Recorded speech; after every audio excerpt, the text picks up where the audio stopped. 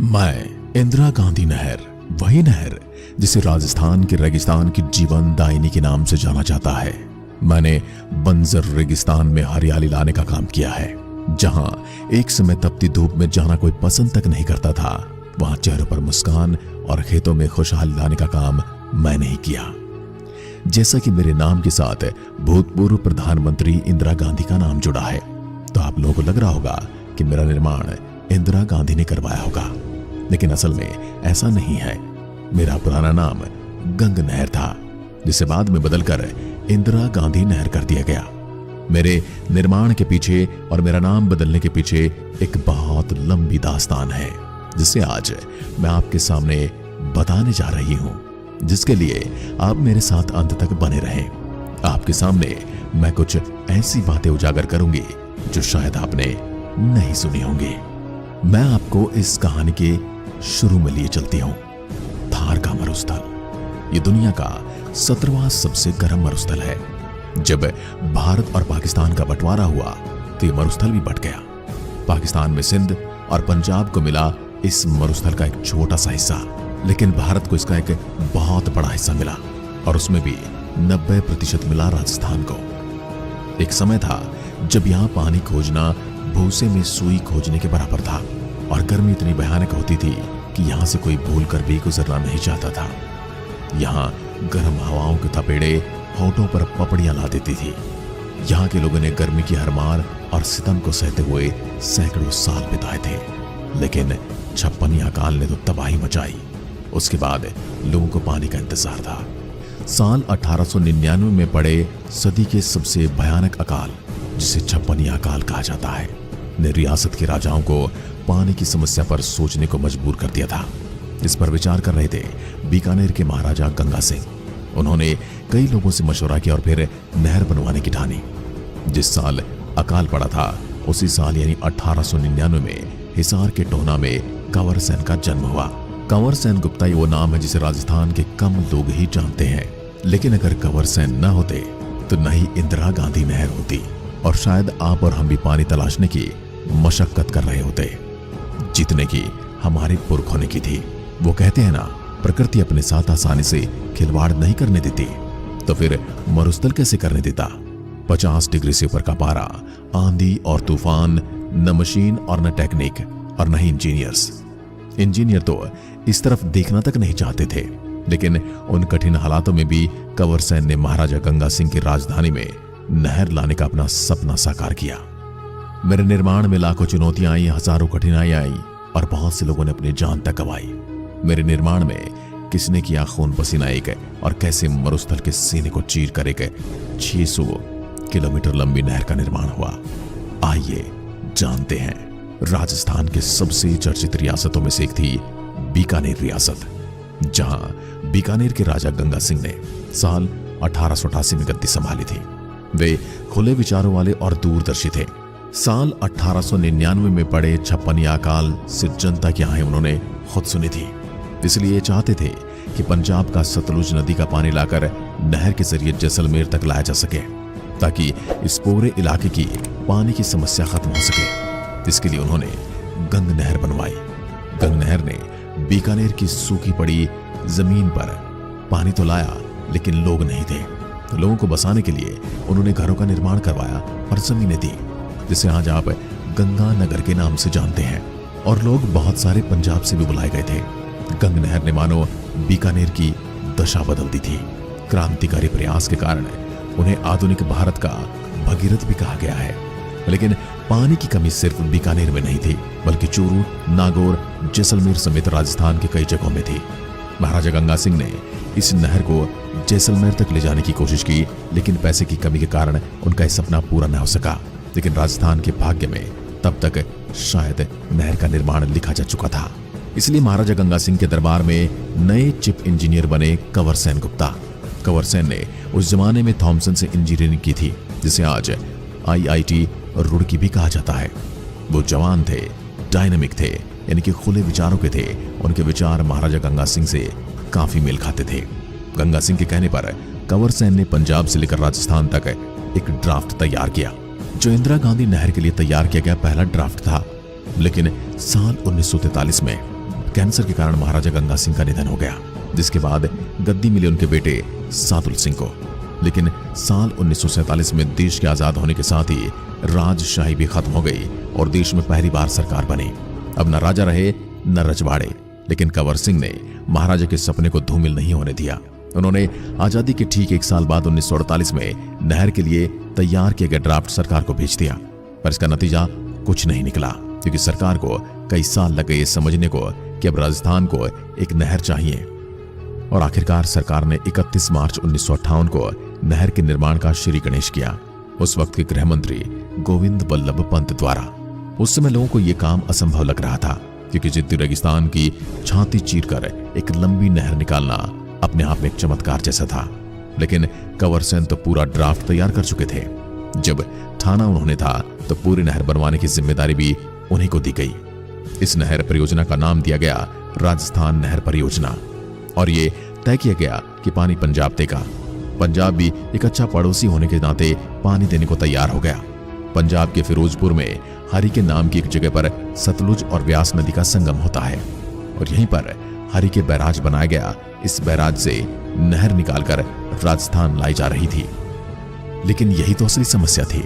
जब पंजाब पानी देने के लिए तैयार था और राजस्थान पानी लेने के लिए तैयार था, पर थार का यह मरुस्थल ही नहर के निर्माण के लिए तैयार नहीं था। तभी तो एक से बढ़कर एक समस्याएं तैयार हो गई। गर्मी में भयानक गर्मी पड़ी और सर्दी में भयानक ठंड, धूल भरी आंधियां, रेत के बवंडर, मौसम इतना खराब कि कोई भी इंजीनियर यहां काम करने के लिए तैयार ही नहीं होता था। उस वक्त ना ही कोई आधुनिक मशीनें थी, लेकिन कंवर सिंह और उनकी टीम तैयार थी। वो जानते थे कि इन हालातों में रेगिस्तान का जहाज ही काम आ सकता है। इसलिए ऊंटों को मिट्टी खोदने के काम में लाया गया। सबसे मेहनती कहे जाने वाले जानवर गधों ने ऊंटों का साथ दिया। हजारों मजदूरों को सैकड़ों जानवरों ने कई घाटों पर काम किया। इंजीनियर्स ने भी बिना थके कई घंटों तक काम किया। लेकिन भयानक गर्मी और आंधियों ने ऐसे हालात खराब कर दिए थे कि ये शब्दों में बयान नहीं किया जा सकता। मौसम की मार, गर्मी, आंधी से तंग आकर इंजीनियर्स काम छोड़कर बीच में ही जाने लगे। इस नहर के निर्माण के लिए इंजीनियर ढूंढना बहुत बड़ा चुनौतीपूर्ण काम हो गया था। इसलिए परियोजना के चीफ इंजीनियर अलग अलग पॉलिटेक्निकल और इंजीनियरिंग कॉलेज में जाकर इंजीनियर को योजना में काम करने के लिए आमंत्रित किया करते थे। कंवर सिंह और उनकी टीम ने यह तय किया था कि इस काम को जल्दी से जल्दी पूरा करना होगा। इसलिए युद्ध स्तर पर ऊंटों और गधों को काम में लगाया गया। मजदूरों की संख्या भी बढ़ा दी गई और काम की रफ्तार भी 2 गुना कर दी गई। कहा जाता है ऊंटों और गधों से मिलकर इतनी मिट्टी की खुदाई की और ढुलाई की गई कि उसमें पूरी धरती के चारों तरफ 20 फीट चौड़ी सड़क बनाई जा सकती थी। ये जानवर नहीं होते तो नहर न बन पाती, बिल्कुल भी संभव नहीं था। लेकिन कठिन मौसम में ढुलाई करते करते कितने ही ऊंटों और गधों ने दम तोड़ दिया। कई मजदूरों और इंजीनियरों ने अपनी जान गंवा दी, लेकिन काम को रोका नहीं गया। आखिरकार 4 साल की अथक मेहनत के बाद राजस्थान नहर में पानी आया। ये नहर के निर्माण का प्रथम चरण हुआ था, जिसमें पंजाब के हरिके से हनुमानगढ़ की मसीदा तक बनाया गया और इसे नाम दिया गया राजस्थान फीडर। यहां यह बात समझने को कि इंदिरा गांधी नहर 649 किलोमीटर की है, तो सोचिए ये नहर कितनी लंबी होगी।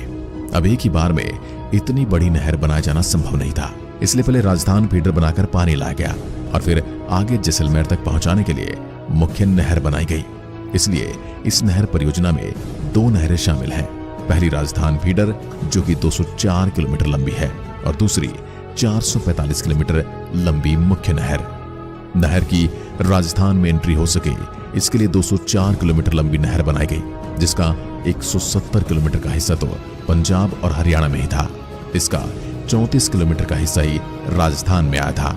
लेकिन राजस्थान के लोगों को निराशा न हो, इसलिए पहले चरण में ही मुख्य नहर को भी 189 किलोमीटर लंबा हिस्सा तैयार कर दिया गया था। 11 अक्टूबर 1961 को सर्वपल्ली राधाकृष्णन ने राजस्थान नहर का उद्घाटन किया और इस नहर में पहली बार पानी आया। नहर के पानी ने मरुभूमि की सूखी जमीन को ही नहीं बल्कि इंसानों के चेहरे पर भी हरियाली ला दी। अब लोगों को पीने और सिंचाई का पानी मिलने लगा। नहर के आते ही आसपास के इलाकों की रंगत बदलने लगी। सालों काम करने वाले इंजीनियर और मजदूरों के चेहरे पर संतोष था, तो वही जनता के चेहरे पर पानी आने की खुशी। पिता के चेहरे पर पानी आने की खुशी। अपनी टीम के साथ मिलकर कंवर सेन ने असंभव लगने वाले काम को संभव कर दिखाया था। वैसे तो इस नहर के निर्माण में कई घोटालों के भी आरोप लगे थे, लेकिन पानी आने की खुशी और नहर के फायदे के सामने उन्हें भुला दिया गया। लेकिन इंदिरा गांधी के प्रोजेक्ट को बनाकर हजारों मजदूरों, ऊंटों और गधों को, साथ ही कंवर सेन की टीम ने राजस्थान के भाग्य को बदल कर रख दिया। कंवर सेन को मरुस्थल का भगीरथ कहा गया और उन्हें पद्म भूषण से नवाजा गया। अब यहाँ सवाल ये भी आता है, इस पूरी नहर में कहीं पर भी इंदिरा गांधी का जिक्र तक नहीं आया। इस पूरी नहर को बनाने में मेहनत तो कंवर सेन, उनकी टीम और ऊंटों और गधों ने की और बहुत सारे स्थानीय लोगों ने की। इस नहर का नाम इंदिरा गांधी नहर क्यों रखा गया? अभी तक तो यह नहर हनुमानगढ़ तक ही आई थी, तो यह जैसलमेर तक कैसे पहुंच आई? आइए जानते हैं अब आगे की कहानी। जैसलमेर तक नहर पहुंचाने के लिए हनुमानगढ़ के मसीतावली हेड से लेकर जैसलमेर के मोहनगढ़ तक नहर का दूसरा हिस्सा बनाना शुरू कर दिया गया। यह हिस्सा कुल 445 किलोमीटर लंबा था और यह हिस्सा बनाते समय इंजीनियर को यह भी समझ में आ गया था कि राजस्थान का मरुस्थल सीधा सपाट नहीं है, बल्कि एक ढलान की तरह है। अब इंजीनियर के सामने सबसे बड़ी चुनौती थी कि ऊंचे तक पानी कैसे पहुंचाया जाए। तो इसके लिए इंजीनियर ने लिफ्ट नहर के जरिए पानी पहुंचाया। आज इस नहर के बगैर राजस्थान के रेगिस्तानी जिलों की कल्पना भी नहीं की जा सकती। इस नहर ने ऐसे क्षेत्र में पानी पहुंचा दिया जहां पहले साल में महज 10 इंच बारिश ही मुश्किल से होती थी। अब रेगिस्तान में एक तरफ हरियाली लहरा रही थी। जो रेगिस्तान कभी रेत के बवंडर उगला करता था, आज वो हरे भरी हरियाली भरे पौधे उगल रहा था। नहर के आगमन के पश्चात रेगिस्तानी क्षेत्र पूरी तरह से बदल गया। नहरी क्षेत्र की आबादी तेजी से बढ़ी, कई गांव व कस्बे विकसित हो गए, नई मंडियां खुल गई, कृषि आधारित उद्योग स्थापित हो गए। महज पशुपालन पर आश्रित रेगिस्तानी क्षेत्र के लोगों के समक्ष रोजगार के द्वार खुल गए। इस क्षेत्र का परिदृश्य पूरी तरह से बदला हुआ नजर आ रहा है। राजस्थान के लिए जीवन रेखा बन चुकी मैं वास्तव में अपने आकार व लंबाई के कारण एक नदी के समान हूँ। मैं पंजाब के फिरोजपुर के निकट सतलुज व व्यास नदी के संगम पर बने हरि के बैराज से शुरू होती हूँ। देश की सबसे लंबी ये नहर 649 किलोमीटर लंबी है, जिसमें से पंजाब से राजस्थान तक 204 किलोमीटर फीडर नहर, वहीं 445 किलोमीटर मुख्य नहर है। राजस्थान की सीमा पर इस नहर की गहराई 21 फीट व तल की चौड़ाई 134 फीट है। वह सतह 218 फीट चौड़ी है। हनुमानगढ़ के मस्तावली से लेकर जैसलमेर के मोहनगढ़ तक फैली मुख्य नहर से 9 शाखाएं निकलती हैं। सिंचाई के लिए इसकी वितरिकाएं 9245 किलोमीटर लंबी हैं। राजस्थान के 10 रेगिस्तानी जिलों के लोगों के हलक इस नहर के पानी से तर होते हैं। इसके अलावा कई बिजली परियोजनाओं के लिए भी पानी यही नहर उपलब्ध कराती है। नहरी क्षेत्र में 37 लाख टन कृषि उत्पाद होने के आसार हैं। साथ ही कभी पानी को तरसने वाला राजस्थान पूरी तरह से बदल चुका है। हरियाली से आच्छादित रेगिस्तानी क्षेत्र में अब पूरा परिदृश्य बदल चुका है।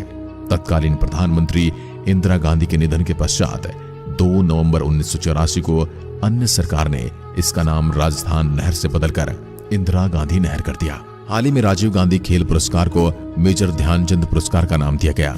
तब भी नहर का नाम पुनः गंग नहर करने की बात उठी, जिस पर आपका क्या कहना है? क्या वापस इसका नाम गंग नहर कर देना चाहिए? अपने विचार कमेंट बॉक्स में लिखकर जरूर